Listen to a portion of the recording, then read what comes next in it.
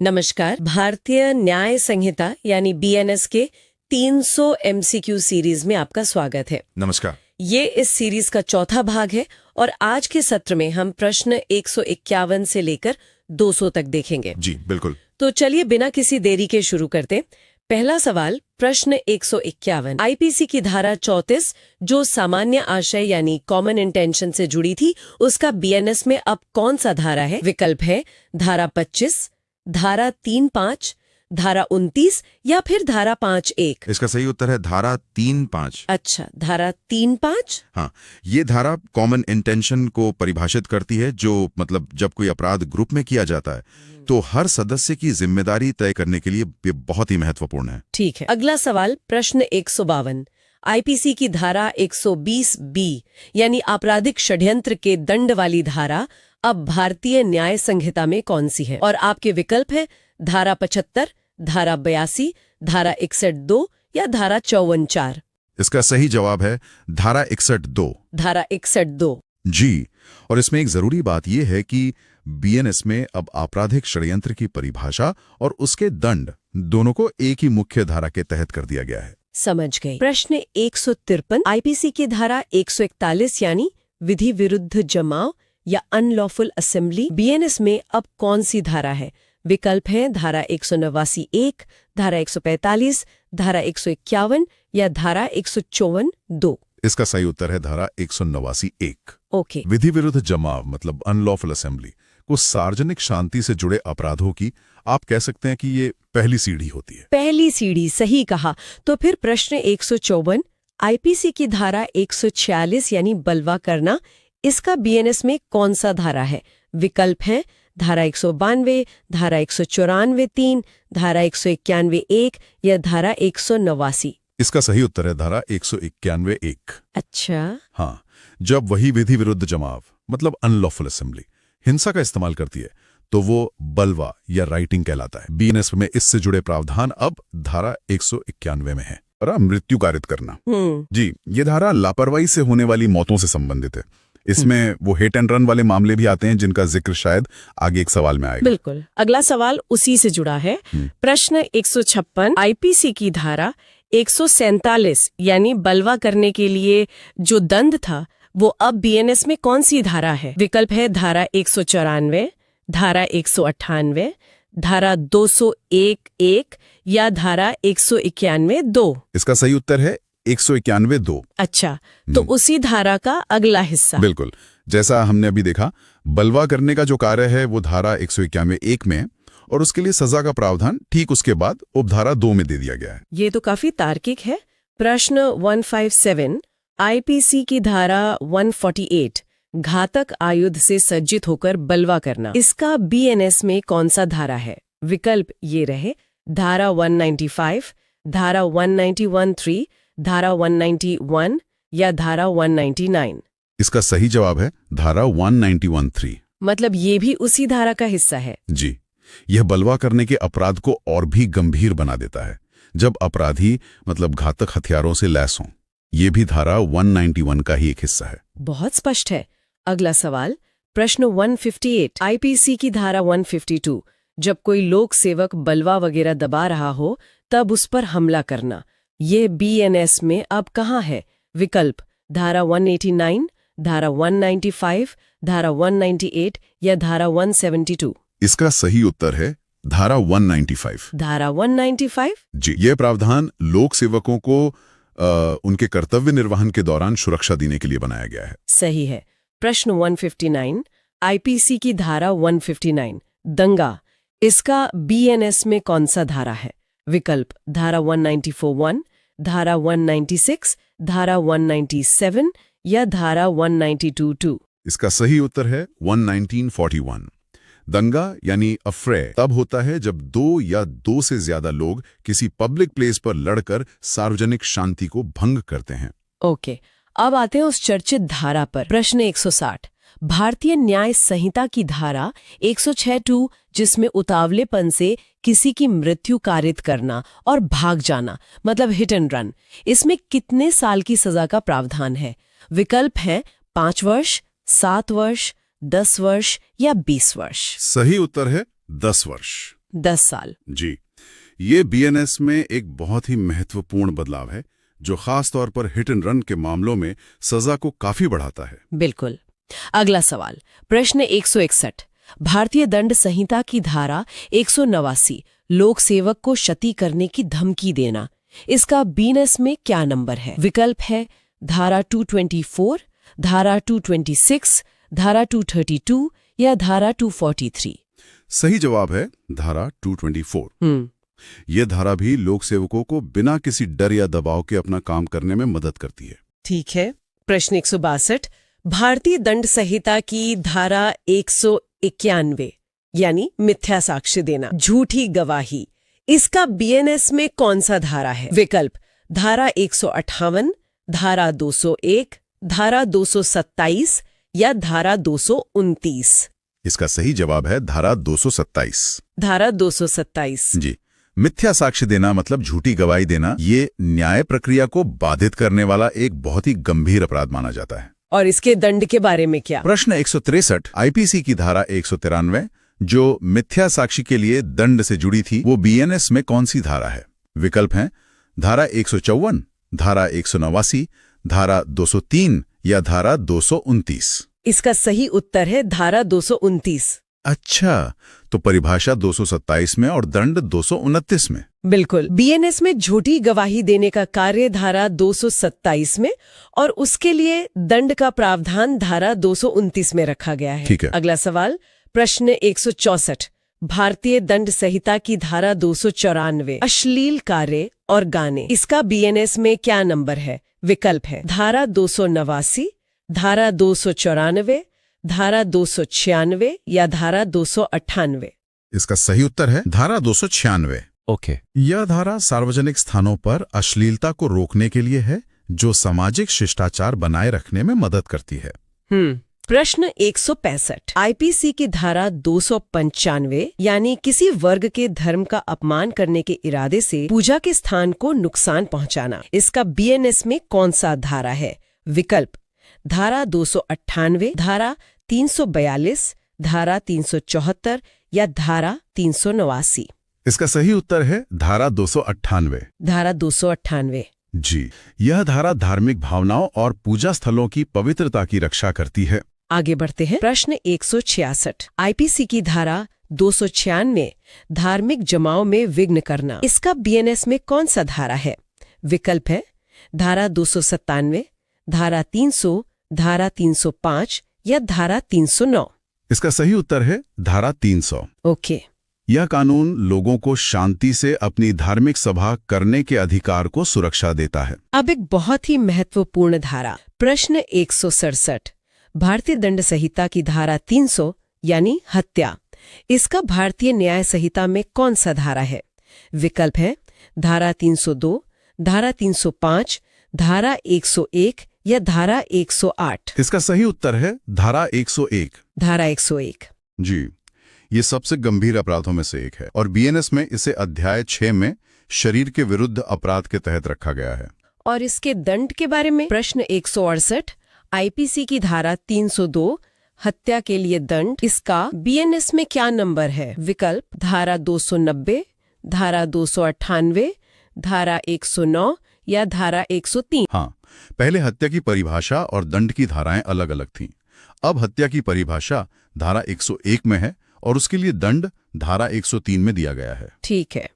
प्रश्न 169, आईपीसी की धारा 306, आत्महत्या का दुष्प्रेरण यानी किसी को आत्महत्या के लिए उकसाना, इसका बीएनएस में कौन सा धारा है? विकल्प है धारा 145, धारा 171, धारा 108 या धारा 179। इसका सही उत्तर है धारा 108। धारा 108। जी, किसी को आत्महत्या के लिए उकसाना एक गंभीर अपराध है और बीएनएस में इसके लिए स्पष्ट प्रावधान है। प्रश्न 170, आईपीसी की धारा 321, स्वेच्छा उपहति कारित करना यानी वॉलंटरीली कॉजिंग हर्ट, इसका बीएनएस में कौन सा धारा है? विकल्प धारा 111, धारा 115(1), धारा 125(1) या धारा 129। इसका सही उत्तर है 1151। 1151। हाँ, उपहति का मतलब होता है शारीरिक पीड़ा, रोग या अंग शैथिल्य कारित करना। और इसी से जुड़ा अगला सवाल 171, भारतीय दंड संहिता की धारा 322 स्वेच्छा घोर उपहति कारित करना मतलब ग्रीवियस हर्ट, इसका बीएनएस में कौन सा धारा है? विकल्प है धारा 117(1), धारा 118, धारा 121(1) या धारा 125। इसका सही उत्तर है धारा 117(1). अच्छा जी, घोर उपहति यानी ग्रेवियस हर्ट ये सामान्य चोट से ज्यादा गंभीर होती है, जैसे हड्डी का टूटना या स्थायी अंधापन। समझ गए। प्रश्न 172 आईपीसी की धारा 323 स्वेच्छा उपहति कारित करने के लिए दंड, इसका बीएनएस में कौन सा धारा है? विकल्प है धारा 103, धारा 108, धारा 110(1) या धारा 115(2)। इसका सही उत्तर है धारा 115(2). अच्छा, तो ये भी उसी धारा का हिस्सा बन गया है। बिल्कुल, आप देख सकती हैं कि बीएनएस में उपहति को परिभाषित करने और उसके दंड का प्रावधान दोनों को एक ही धारा 115 की उपधाराओं में कर दिया गया है। ये एक अच्छा बदलाव है। अगला प्रश्न 173 भारतीय दंड संहिता की धारा 374 स्त्री की लज्जा भंग करने के आशय से हमला, ये बीएनएस में अब कौन सी धारा है? विकल्प है धारा 119, धारा 79, धारा 74 या धारा 89। इसका सही उत्तर है धारा 74। यह बीएनएस में महिलाओं के विरुद्ध अपराधों से संबंधित एक बहुत ही महत्वपूर्ण धारा है। बिल्कुल। अब प्रश्न 174 आईपीसी की धारा 376 बलात्संग के लिए दंड, इसका बीएनएस में कौन सा धारा है? विकल्प धारा 370, धारा 64, धारा 209 या धारा 74। इसका सही उत्तर है धारा 64। धारा 64। जी, बीएनएस में बलात्संग को परिभाषित करने वाली धारा 63 है और उसके दंड का प्रावधान धारा 64 में किया गया है। ठीक है। अब सजा से जुड़ा एक सवाल, प्रश्न 175 बीएनएस की धारा 121(1) के तहत लोक सेवक को अपने कर्तव्य से भयोपरत करने के लिए कितने वर्ष की सजा का प्रावधान है? विकल्प है 20 वर्ष, 0.7 वर्ष, 0.5 वर्ष या 10 वर्ष का कारावास। इसका सही उत्तर है 10 वर्ष का कारावास। 10 साल? जी, ये प्रश्न सीधे बीएनएस की धारा और उसकी सजा से संबंधित है, जो लोक सेवकों को सुरक्षा प्रदान करती है। चलिए आगे बढ़ते हैं। प्रश्न 176 भारतीय दंड संहिता की धारा 390 लूट, इसका भारतीय न्याय संहिता में कौन सा धारा है? विकल्प है धारा 309(1), धारा 305(1), धारा 319 या धारा 323। इसका सही उत्तर है 309(1). ओके। लूट जो है वो चोरी या उद्दापन का एक गंभीर रूप है जिसमें हिंसा या उसका डर शामिल होता है। अब आते हैं उस मशहूर नंबर पे। प्रश्न 177 आईपीसी की धारा 420 यानी छल करना, इसका बीएनएस में कौन सा धारा है? विकल्प धारा 310, धारा 318(4), धारा 420(1) या धारा 376। इसका सही उत्तर है धारा 318(4). तो 420 ही अब 318(4) हो गया है। जी बिल्कुल, जिसे आम बोलचाल में 420 ही कहा जाता था, वो अब बीएनएस की धारा 318 के अंतर्गत आता है। ठीक है। अगला सवाल 178 आईपीसी की धारा 498 क यानी किसी स्त्री के पति या पति के नातेदार द्वारा उसके प्रति क्रूरता करना, इसका बीएनएस में कौन सा धारा है? विकल्प है धारा 85, धारा 90, धारा 98 या धारा 458। सही उत्तर है धारा 85। यह धारा घरेलू हिंसा और विवाहित महिलाओं के प्रति क्रूरता से निपटने के लिए एक बहुत महत्वपूर्ण कानूनी उपकरण है। बिल्कुल। प्रश्न 179 भारतीय दंड संहिता की धारा 499 मानहानि यानी डेफेमेशन, इसका बीएनएस में कौन सा धारा है? विकल्प है धारा 324, धारा 350(1), धारा 356(1) या धारा 379। इसका सही उत्तर है धारा 356(1). 356(1). जी, मानहानि के अपराध को अब बीएनएस की धारा 356 के तहत परिभाषित किया गया है। ओके। अब एक और सजा से जुड़ा सवाल, प्रश्न 180 बीएनएस की धारा 121(1) के तहत लोक सेवक को अपने कर्तव्य से भयोपरत करने के लिए स्वेच्छा उपहति कारित करने पर कितने वर्ष की सजा है? विकल्प है 20 वर्ष, 10 वर्ष, 0-7 वर्ष या 5 वर्ष का कारावास? इसका सही उत्तर है 5 वर्ष का कारावास। अच्छा, 5 वर्ष। 5 वर्ष। ध्यान दें कि ये प्रश्न धारा 121(1) के तहत उपहति कारित करने के विशेष मामले में सजा पूछ रहा है, जो कि 10 वर्ष की सामान्य सजा से अलग है। ये एक अच्छा पॉइंट है। प्रश्न 181, भारतीय न्याय संहिता 2023 कानून के किस क्षेत्र को समेकित और अपडेट करती है? विकल्प है सिविल प्रक्रिया संबंधी मामले, आपराधिक मूल कानून, साक्ष्य संबंधी नियम या अनुबंधीय दायित्व। इसका सही जवाब है आपराधिक मूल कानून, यानी सब्सटैंटिव क्रिमिनल लॉ। बिल्कुल। बीएनएस भारत में सब्सटैंटिव क्रिमिनल लॉ है, जो अपराधों को परिभाषित करता है और उनके लिए दंड निर्धारित करता है। ठीक है। अगला सवाल 182, ये भारतीय नागरिक सुरक्षा संहिता से है।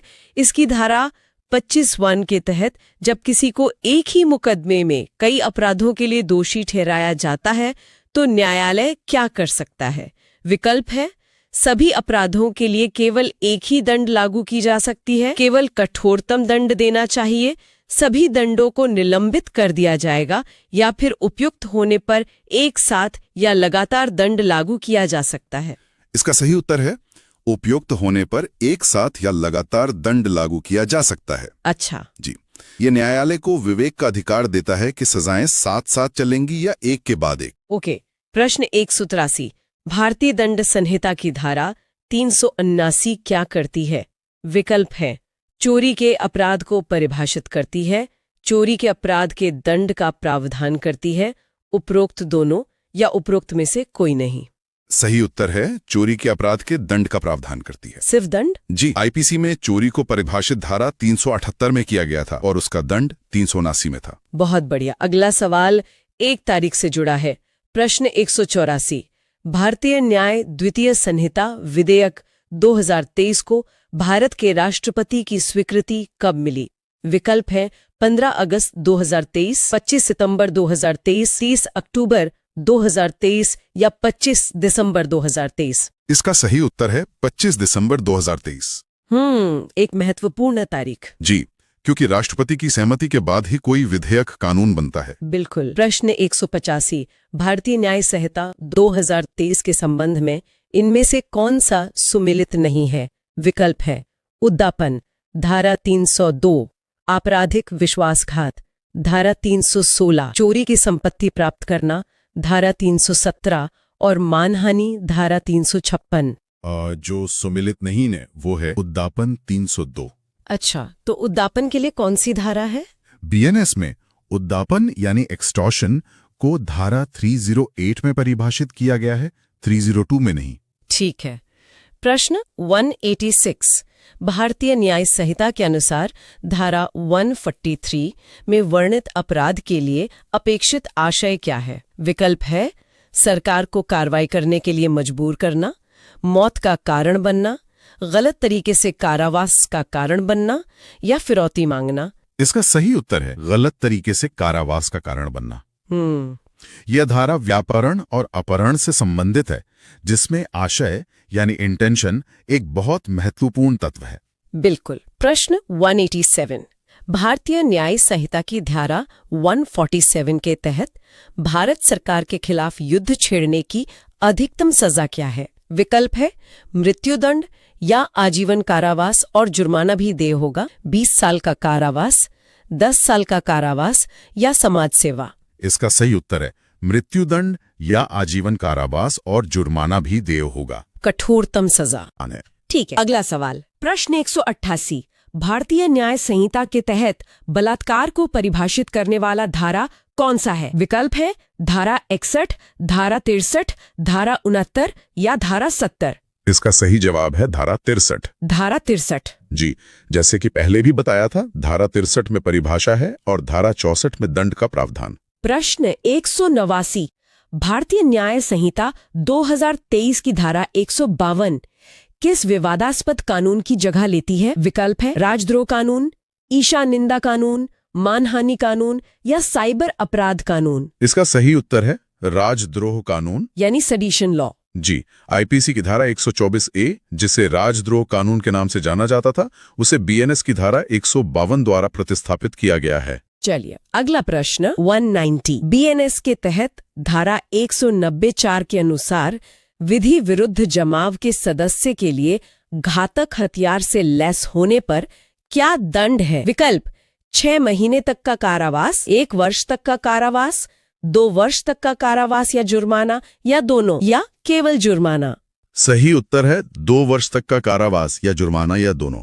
ओके। ये दंड उस स्थिति के लिए है जब कोई व्यक्ति घातक हथियार के साथ विधि विरुद्ध जमाव में शामिल होता है। ठीक है। प्रश्न 191 भारतीय न्याय संहिता की धारा 238 के तहत गलत तरीके से लाभ अर्जित करना का क्या अर्थ है? विकल्प है केवल तभी जब कोई व्यक्ति अवैध रूप से संपत्ति अर्जित करता है, जब कोई व्यक्ति अवैध रूप से संपत्ति अर्जित करता है या रखता है, जब किसी व्यक्ति को उपहार के रूप में संपत्ति प्राप्त होती है, या जब कोई व्यक्ति कानूनी रूप से संपत्ति खरीदता है। इसका सही उत्तर है जब कोई व्यक्ति अवैध रूप से संपत्ति अर्जित करता है या रखता है।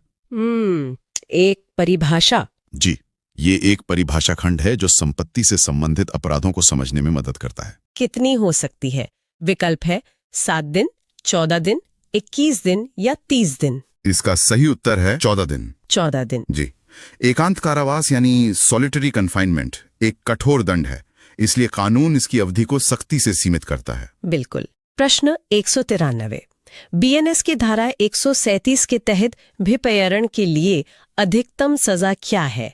विकल्प 3 साल का कारावास और जुर्माना, 5 साल का कारावास और जुर्माना, 7 साल का कारावास और जुर्माना, या 10 साल का कारावास और जुर्माना। इसका सही उत्तर है 7 साल का कारावास और जुर्माना। 7 साल। जी, विपहरण यानी किडनैपिंग एक गंभीर अपराध है और बीएनएस में इसके लिए 7 साल तक की सजा का प्रावधान है। और अपहरण के बारे में? प्रश्न 194 भारतीय न्याय संहिता के तहत अपहरण के बारे में किस धारा में बात की गई है? विकल्प है धारा 123, धारा 138, धारा 111 या धारा 311। इसका सही उत्तर है धारा 138। धारा 138। जी, अपहरण यानी एब्डक्शन को बीएनएस की धारा 138 में परिभाषित किया गया है। प्रश्न 195 बीएनएस के तहत कब गंभीर और अचानक उकसावे से धारा 131 के तहत सजा कम नहीं होगी? विकल्प थोड़े लंबे हैं। यदि उकसावा प्राइवेट अधिकार के वैध प्रयोग में की गई किसी बात द्वारा दिया गया हो, यदि उकसावा कानून के पालन में की गई किसी कार्यवाही द्वारा दिया गया हो, यदि उकसावे की मांग अपराधी द्वारा अपराध के बहाने के रूप में की गई हो, या ऊपर के सभी। इसका सही उत्तर है ऊपर के सभी। अच्छा, इन सभी मामलों में? जी, यह प्रावधान गंभीर और अचानक उकसावे के बचाव के दुरुपयोग को रोकता है। समझ गए। प्रश्न 196 भारतीय न्याय संहिता के तहत हमले या आपराधिक बल के लिए अधिकतम सजा क्या है? विकल्प है 5 साल की कैद, 10,000 रुपया का जुर्माना, 3 महीने तक की कैद, या 1,000 रुपये तक का जुर्माना, या समुदाय सेवा। इसका सही उत्तर है 3 महीने तक की कैद या 1,000 रुपये तक का जुर्माना। ओके। यह दंड तब लागू होता है जब हमला या आपराधिक बल किसी और गंभीर अपराध का हिस्सा ना हो। ठीक है। प्रश्न 197 भारतीय न्याय संहिता के तहत कौन सा धारा आपराधिक बल के बारे में बात करता है? विकल्प धारा 123, धारा 129, धारा 128 या धारा 328। इसका सही उत्तर है धारा 129। धारा 129। जी, आपराधिक बल यानी क्रिमिनल फोर्स की परिभाषा बीएनएस की धारा 129 में दी गई है। कुछ और तथ्यात्मक सवाल। प्रश्न 198 बीएनएस, बीएनएसएस और बीएसए ये तीनों कानून लोकसभा से कब पारित हुए थे? विकल्प है 15 दिसंबर 2023, 20 दिसंबर 2023, 25 दिसंबर 2023 या 31 दिसंबर 2023। इसका सही उत्तर है 20 दिसंबर 2023। 20 दिसंबर। जी, ये तीनों नए आपराधिक कानूनों के विधायी प्रक्रिया की एक बहुत ही महत्वपूर्ण तिथि है। बिल्कुल। प्रश्न 199 भारतीय नागरिक सुरक्षा संहिता यानी बीएनएसएस में कितनी धाराएं हैं? विकल्प है 531 धाराएं, 511 धाराएं, 484 धाराएं या 370 धाराएं। सही उत्तर है 531 धाराएं। अच्छा, बढ़ गई हैं। जी, बीएनएस ने पुरानी दंड प्रक्रिया संहिता सीआरपीसी को प्रतिस्थापित किया है, जिसमें 484 धाराएं थी। और आज का आखिरी सवाल, प्रश्न 200 आईपीसी की धारा 420 यानी धोखाधड़ी का बीएनएस में नया धारा क्या है? विकल्प है धारा 318, धारा 295, धारा 420 या धारा 306? इसका सही उत्तर है धारा 318। ये पहले भी आया था। जी, जैसा कि हमने पहले भी एक प्रश्न में देखा था, धोखाधड़ी से संबंधित प्रावधान अब बीएनएस की धारा 318 में है। तो ये थे भारतीय न्याय संहिता से संबंधित प्रश्न 151 से 200 तक। जी। अब आज के सत्र से आपके लिए एक सवाल। बीएनएस की धारा 137 के तहत व्यभिचारण यानी किडनैपिंग के लिए अधिकतम सजा क्या है? अपना जवाब हमें कमेंट्स में जरूर बताएं। अगले सत्र में हम इस श्रृंखला को आगे बढ़ाएंगे। तब तक के लिए धन्यवाद। धन्यवाद।